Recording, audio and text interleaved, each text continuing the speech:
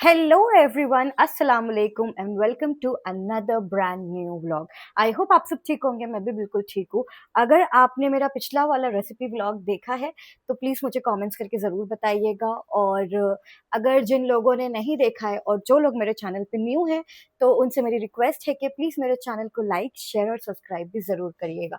आप सबकी रूटीन कैसी चल रही है मुझे कमेंट्स करके ज़रूर बताइएगा। और आई होप मेरा रेसिपी व्लॉग अच्छा था।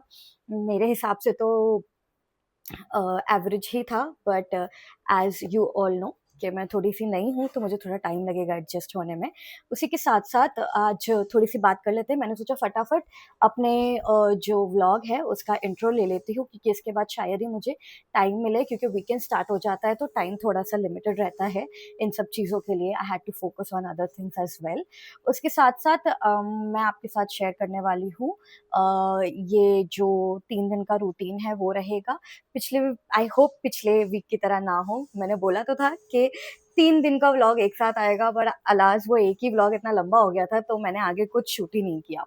अच्छा, उसके अलावा आज है मुहर्रम की 24 तारीख, और 25 तारीख को होती है शहादत इमाम ज़ैनुल आबिदीन अलैहिस्सलाम, और 24 तारीख को होती है शब शहादत। तो काफ़ी जगहों पे, काफ़ी इमाम बारगाहों में शब शहादत में ही ताबूत होता है, मजलिस होती है, और कुछ जगहों पे तो 3 दिन लगातार मजलिस होती है। और जहाँ हम आज जाने वाले हैं वहाँ पे भी लगातार 2 महीने 8 दिन माशाल्लाह से मजलिस होती है। और हमारे लिए थोड़ा सा दूर पड़ता है तो हमारी कोशिश रहती है कि वीकेंड रहे या तो कोई ऐसी मजलिस रहे जहाँ पे हमारा शिरकत करना बहुत ज़्यादा ज़रूरी हो जाता है, तो हमारी कोशिश रहती है कि हम पहुँच जाए। तो इंशाल्लाह आज भी हमारा कुछ ऐसे ही इरादा है, और हम जाने वाले हैं पुणे के इमामबाड़े में मजलिस अटेंड करने के लिए। तो मैं आप सबको करवाऊंगी वहाँ पे ज़ियारत, और वहाँ पे होती है बरामदगी ताबूत इमाम ज़ैनुल आबिदीन अलैहिस्सलाम, उसकी भी ज़ियारत आप सबको करवाएंगे। और हमारा मजलिस का रूटीन क्या रहता है और कैसे यहाँ पे होती है वो आपको इस वीडियो में देखने मिलेगा, और मैं आपके साथ शेयर भी करूंगी इंशाल्लाह इंशाल्लाह। उसके अलावा मैंने जैसा आपको बता दिया है कि मैं इंट्रो ले रही हूँ, तो देखते हैं आगे का कैसा प्लान बनता है। अभी तो फिलहाल मैंने माइक लगा लिया है और मैं माइक लगा के आप सबसे बात कर रही हूँ, क्योंकि यूजुअली क्या होता है मेरे मोबाइल में थोड़ा आवाज़ का इशू हो जाता है, तो इसलिए मैं फिर बाद में वॉइस ओवर दे दूंगी। और since I am a new vlogger तो मुझे आता भी नहीं है कि पब्लिकली या किसी और के सामने व्लॉग कैसे करना है, तो उसको भी सेटल होने के लिए थोड़ा सा टाइम लगेगा। और अगर आप लोग मुझे सपोर्ट करेंगे और मुझे थोड़ी सी हिम्मत देंगे तो बाकी सारी चीज़ें भी होती रहेगी। और अगर आपने मेरे प्रीवियस व्लॉग्स नहीं देखे तो please go watch the vlogs, and मुझे फीडबैक भी ज़रूर देना।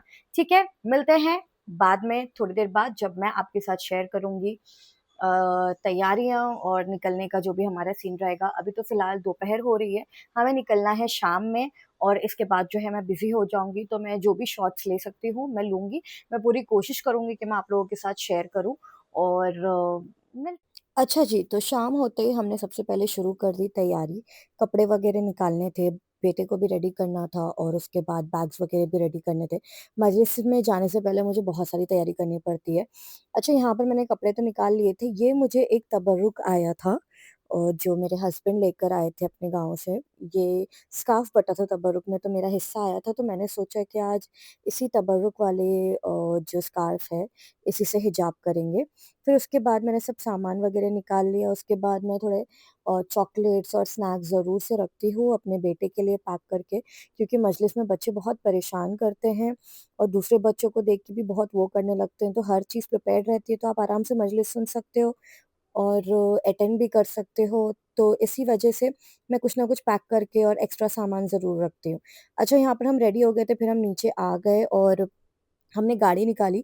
गाड़ी बहुत दिन से खड़ी हुई थी तो उसमें पंक्चर हो गया था, तो सबसे पहले जाके वो काम कराया, उसमें भी काफ़ी टाइम लग गया था।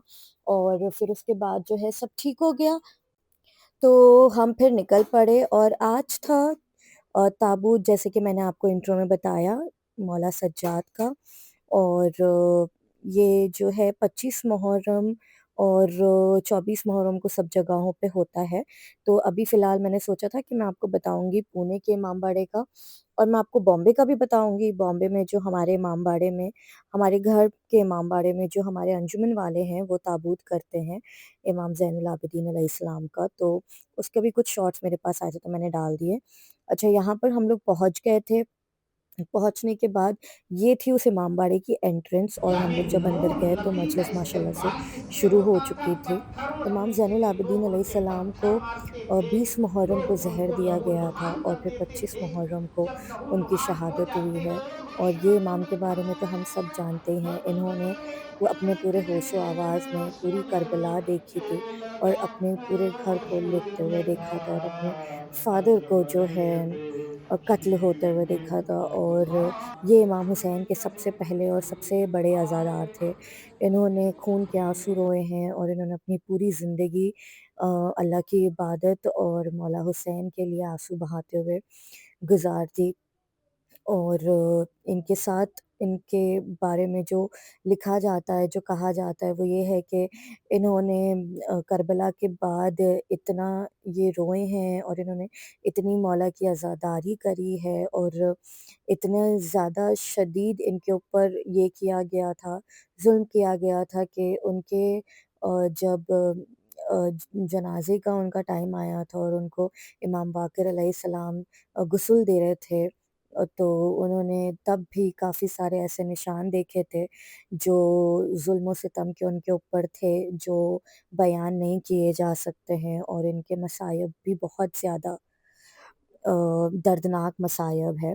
अच्छा, उसके बाद जो है मजलिस ख़त्म हो गई थी तो हम निकल गए और यहाँ से हम आ गए थे कौसर बाग। इस जगह के बारे में मैंने मिनी व्लॉग्स में भी बताया था रमज़ान में। यहाँ से कुछ खाने को पिकअप किया और उसके बाद हम घर आ गए। ये हमें तबर्रुक में मिला था और फिर हम मिलेंगे अगले व्लॉग में। और लास्ट का जो शॉट होगा वो उस ताबूत का होगा जो मुंबई में हो उ उठा था इस साल, और उसके जो छोटे थोड़े बहुत क्लिप्स थे वो मैंने डाल दिए। मैं अपने घर को और इमामबाड़े को बहुत मिस करती हूँ हर साल। पे खड़िया रह गई है जिसमें वादा हो गया, क्या हुआ बाजार में साबित जो बूढ़ा हो गया। हर तमाचे पे सकीना ने कहा भाई से ये, हर तमाचे पे सकीना पूछिए जालिम से भाई जुल्म